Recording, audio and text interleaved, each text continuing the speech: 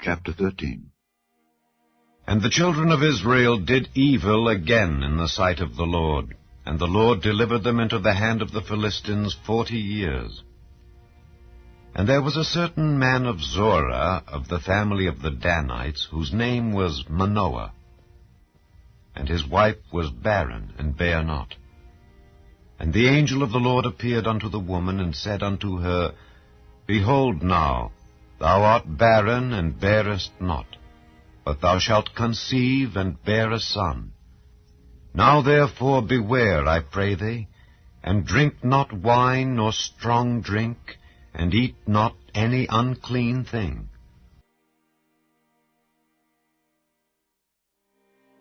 For lo, thou shalt conceive, and bear a son, and no razor shall come on his head, for the child shall be a Nazarite unto God from the womb, and he shall begin to deliver Israel out of the hand of the Philistines. Then the woman came and told her husband, saying, A man of God came unto me, and his countenance was like the countenance of an angel of God, very terrible. But I asked him not whence he was, neither told he me his name. But he said unto me, Behold, thou shalt conceive, and bear a son. And now drink no wine nor strong drink, neither eat any unclean thing, for the child shall be a Nazarite to God from the womb to the day of his death. Then Manoah entreated the Lord, and said, O my Lord, let the man of God which thou didst send come again unto us, and teach us what we shall do unto the child that shall be born.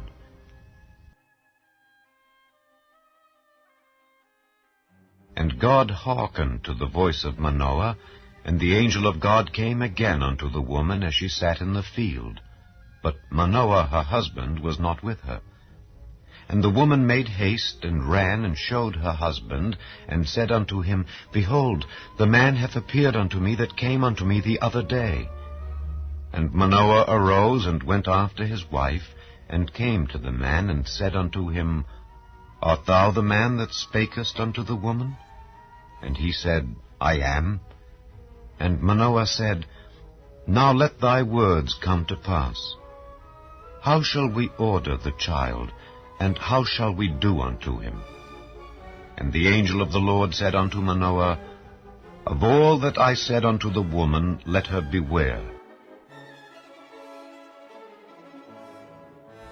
She may not eat of anything that cometh of the vine, neither let her drink wine or strong drink, nor eat any unclean thing. All that I commanded her, let her observe. And Manoah said unto the angel of the Lord, I pray thee, let us detain thee until we shall have made ready a kid for thee. And the angel of the Lord said unto Manoah, Though thou detain me, I will not eat of thy bread. And if thou wilt offer a burnt offering, thou must offer it unto the Lord. For Manoah knew not that he was an angel of the Lord. And Manoah said unto the angel of the Lord, What is thy name, that when thy sayings come to pass, we may do thee honor? And the angel of the Lord said unto him, Why askest thou thus after my name, seeing it is secret?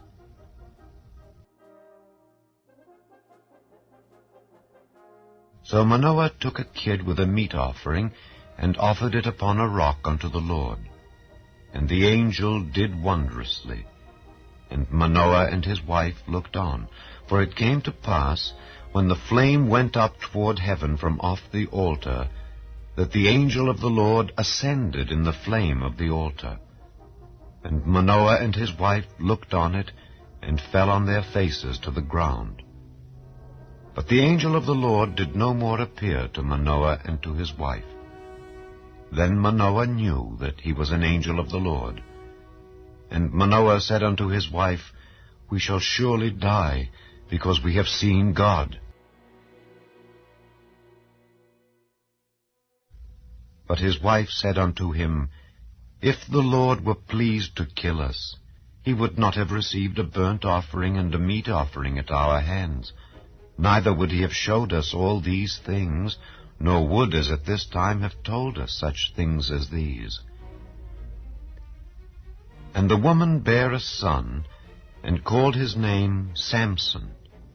And the child grew, and the Lord blessed him. And the Spirit of the Lord began to move him at times in the camp of Dan, between Zorah and Eshtaol.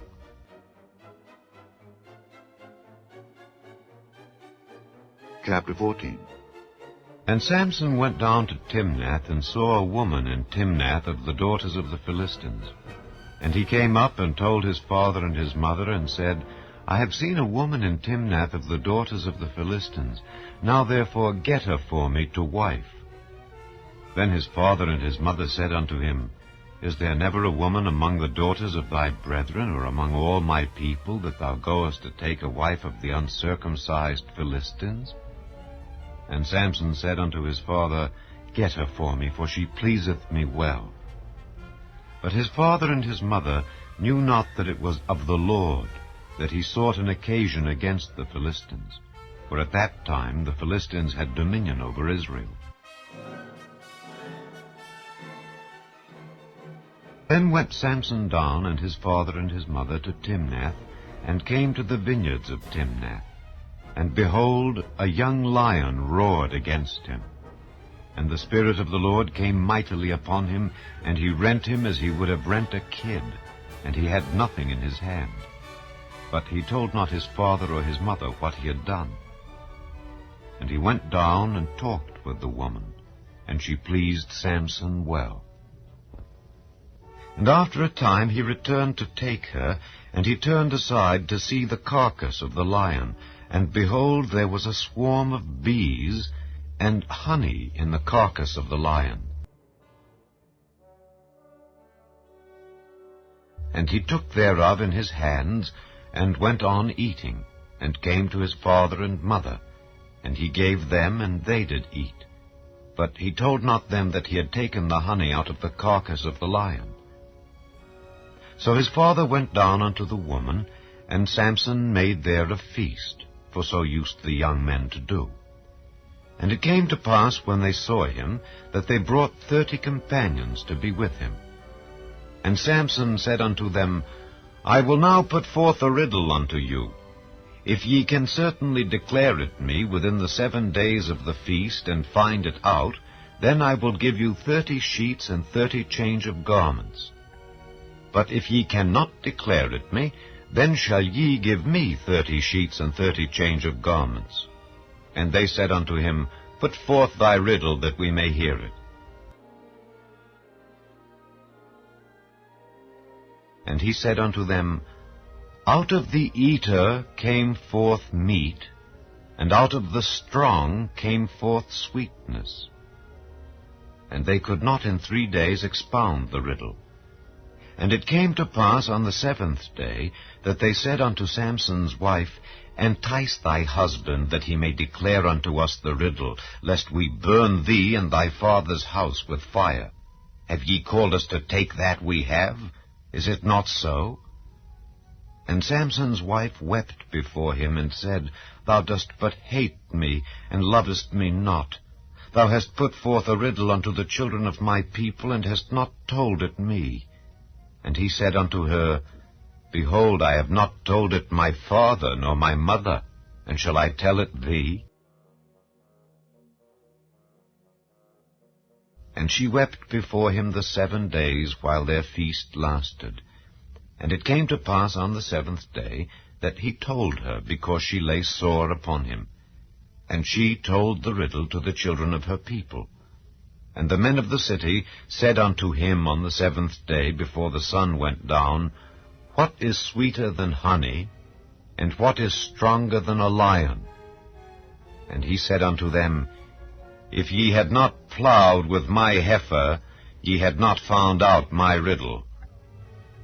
And the Spirit of the Lord came upon him, and he went down to Ashkelon, and slew 30 men of them, and took their spoil, and gave change of garments unto them which expounded the riddle.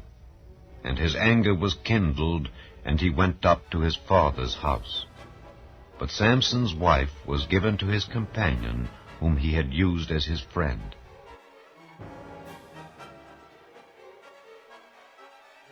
Chapter 15. But it came to pass within a while after, in the time of wheat harvest, that Samson visited his wife with a kid, and he said, I will go in to my wife into the chamber. But her father would not suffer him to go in, and her father said, I verily thought that thou hadst utterly hated her, therefore I gave her to thy companion. Is not her younger sister fairer than she? Take her, I pray thee, instead of her. And Samson said concerning them, Now shall I be more blameless than the Philistines, though I do them a displeasure. And Samson went and caught 300 foxes, and took firebrands, and turned tail to tail, and put a firebrand in the midst between two tails.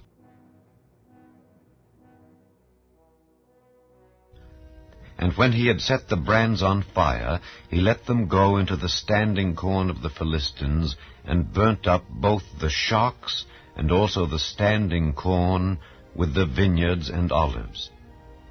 Then the Philistines said, Who hath done this? And they answered, Samson, the son-in-law of the Timnite, because he had taken his wife and given her to his companion. And the Philistines came up and burnt her and her father with fire. And Samson said unto them, Though ye have done this, yet will I be avenged of you, and after that I will cease. And he smote them hip and thigh with a great slaughter, and he went down and dwelt in the top of the rock Etam. Then the Philistines went up and pitched in Judah, and spread themselves in Lehi. And the men of Judah said, Why are ye come up against us? And they answered, To bind Samson are we come up, to do to him as he hath done to us.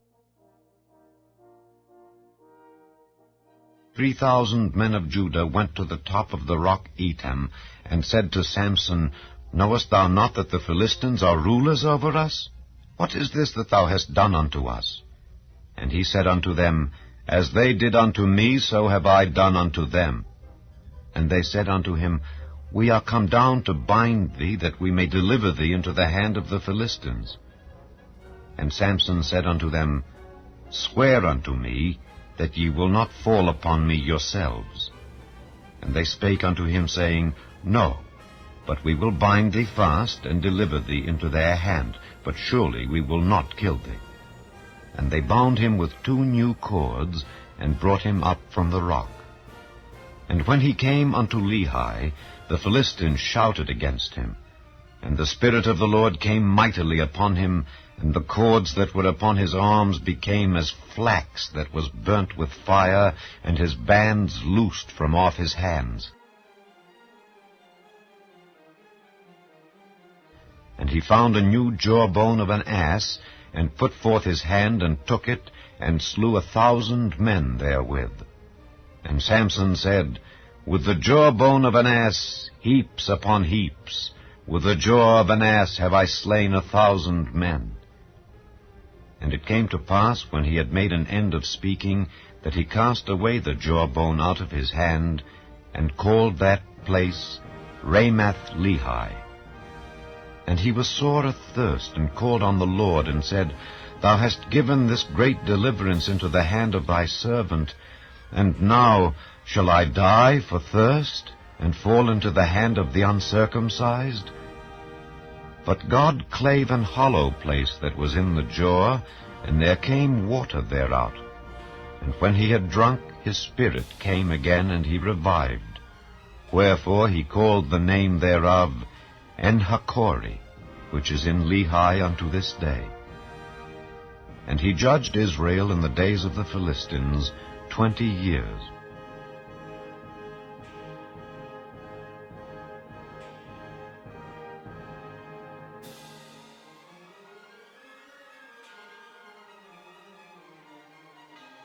न्यायों की पुस्तक अध्याय 13।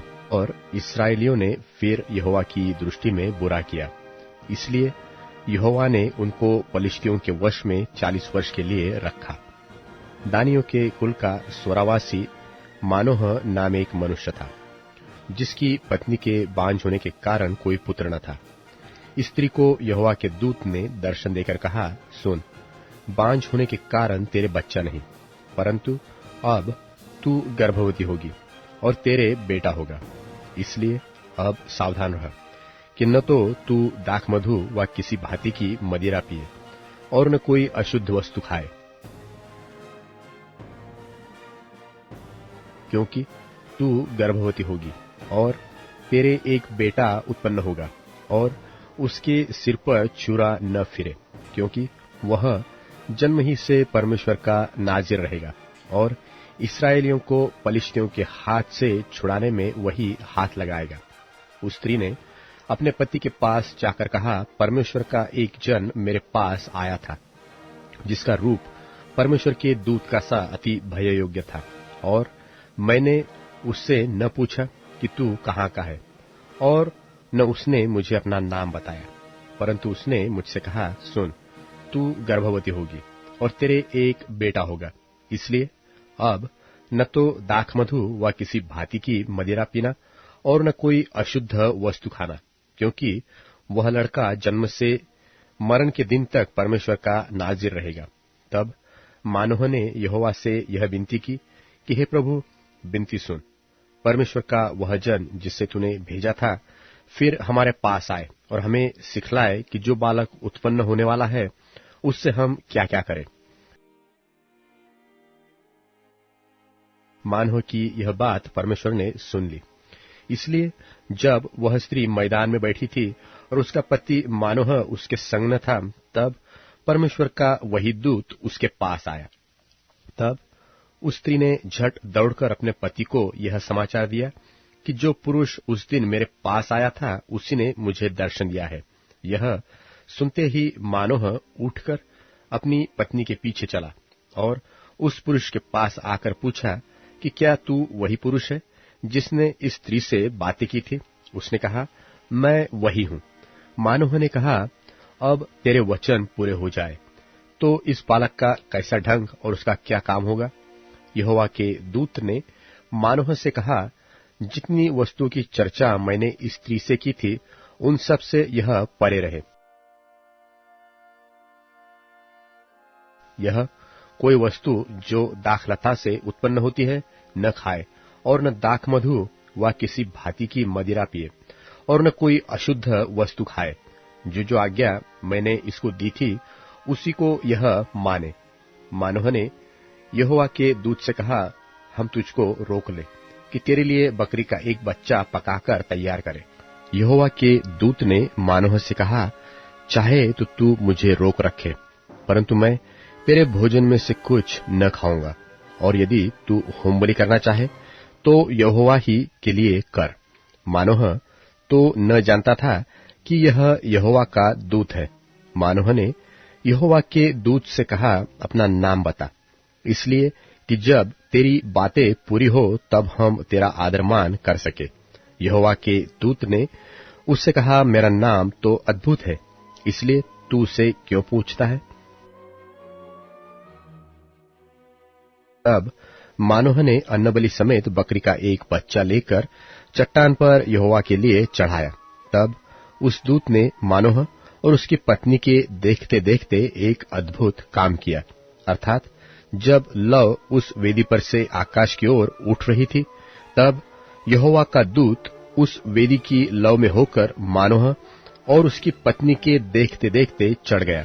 तब वे भूमि पर मुंह के बल गिरे, परंतु यहोवा के दूत ने मानोह और उसकी पत्नी को फिर कभी दर्शन न दिया। तब मानोह ने जान लिया कि वह यहोवा का दूत था। तब मानोह ने अपनी पत्नी से कहा, हम निश्चय मर जाएंगे, क्योंकि हमने परमेश्वर का दर्शन पाया है। उसकी पत्नी ने उससे कहा, यदि यहोवा हमें मार डालना चाहता तो हमारे हाथ से होमबलि और अन्नबलि ग्रहण न करता, और न वह ऐसी सब बातें हमको दिखाता, और न वह इस समय हमें ऐसी बातें सुनाता। और उस स्त्री के एक बेटा उत्पन्न हुआ, उसका नाम शिमशोन रखा, और वह बालक बढ़ता गया, और यहोवा उसको आशीष देता रहा। और यहोवा का आत्मा सोरा और एश्ताओल के बीच महनेदान में उसको उभारने लगा। न्यायों की पुस्तक अध्याय 14। शिमशोन तिम्ना को गया और तिम्ना में एक पलिश्ती स्त्री को देखा। तब उसने जाकर अपने माता पिता से कहा, तिम्ना में मैंने एक पलिश्ती स्त्री को देखा है, सो अब तुम उससे मेरा ब्याह करा दो। उसके माता पिता ने उससे कहा, क्या तेरे भाइयों की बेटियों में व हमारे सब लोगों में कोई स्त्री नहीं है कि तू खतनाहीन पलिश्तियों में से स्त्री ब्याहने चाहता है? शिमशोन ने अपने पिता से कहा, उसी से मेरा ब्याह करा दे, क्योंकि मुझे वही अच्छी लगती है। उसके माता पिता न जानते थे कि यह बात यहोवा की ओर से होती है कि वह पलिश्तियों के विरुद्ध दाव ढूंढता है। उस समय तो पलिश्ती इस्राएल पर प्रभुता करते थे। तब शिमशोन अपने माता पिता को संग ले तिम्ना को चलकर तिम्ना की दाख की बारी के पास पहुंचा। वहां उसके सामने एक जवान सिंह गरजने लगा। तब यहोवा का आत्मा उस पर बल से उतरा, और यद्यपि उसके हाथ में कुछ न था, तो भी उसने उसको ऐसा फाड़ डाला जैसा कोई बकरी का बच्चा फाड़े। अपना यह काम उसने अपने पिता व माता को न बतलाया। तब उसने जाकर उस स्त्री से बातचीत की, और वह शिमशोन को अच्छी लगी। कुछ दिनों के बीतने पर वह उसे लाने को लौट चला और उस सिंह की लोथ देखने के लिए मार्ग में मुड़ गया। तो क्या देखा कि सिंह की लोथ में मधुमक्खियों का एक झुंड और मधु भी है। तब उसमें से कुछ हाथ में लेकर खाते खाते अपने माता के और पिता के पास वो गया और उनको यह बिना बताए कि मैंने इसको सिंह की लोथ में से निकाला है, कुछ दिया, और उन्होंने भी उसे खाया। तब उसका पिता उस स्त्री के यहां गया और शिमशोन ने जवानों की रीति के अनुसार वहां जेवनार की। उसको देखकर वे उसके संग रहने के लिए 30 संगियों को ले आए। शिमशोन ने उनसे कहा, मैं तुम में से एक पहेली कहता हूं, यदि तुम इस जेवनार के 7 दिनों के भीतर उसे बूझकर अर्थ बता दो, तो मैं तुमको 30 कुर्ते और 30 जोड़े कपड़े दूंगा, और यदि तुम उसे न बता सको तो तुमको मुझे 30 कुर्ते और 30 जोड़े कपड़े देने पड़ेंगे। और उन्होंने उससे कहा, अपनी पहेली कहा कि हम उसे सुने। उसने उनसे कहा, खाने वाले में से खाना और बलवंत में से मीठी वस्तु निकली। इस पहेली का अर्थ वे 3 दिन के भीतर न बता सके।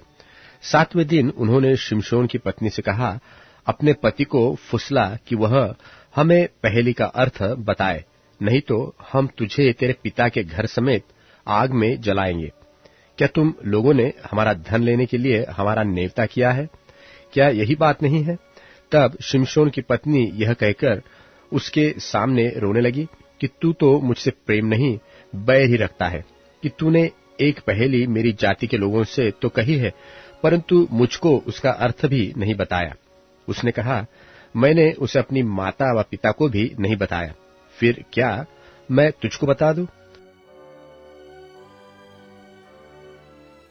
और जेवनार के 7 दिनों में वह स्त्री उसके सामने रोती रही, और 7वें दिन जब उसने उसको बहुत तंग किया, तब उसने उसको पहेली का अर्थ बता दिया।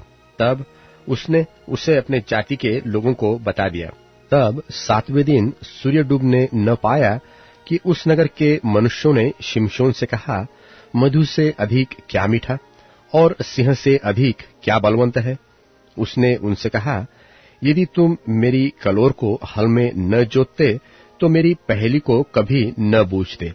तब यहोवा का आत्मा उस पर बल से उतरा, और उसने अश्कलोन को जाकर वहां के 30 पुरुषों को मार डाला और उनका धन लूटकर 30 जोड़े कपड़ों को पहेली के बताने वालों को दे दिए।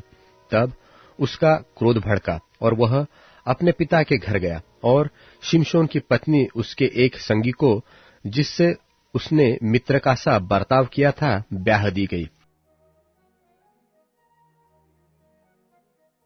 न्यायों की पुस्तक अध्याय 15। परंतु कुछ दिनों बाद गेहूं की कटनी के दिनों में शिमशोन ने बकरी का एक बच्चा लेकर अपनी ससुराल में जाकर कहा, मैं अपनी पत्नी के पास कोठरी में जाऊंगा। परंतु उसके ससुर ने उसे भीतर जाने से रोका।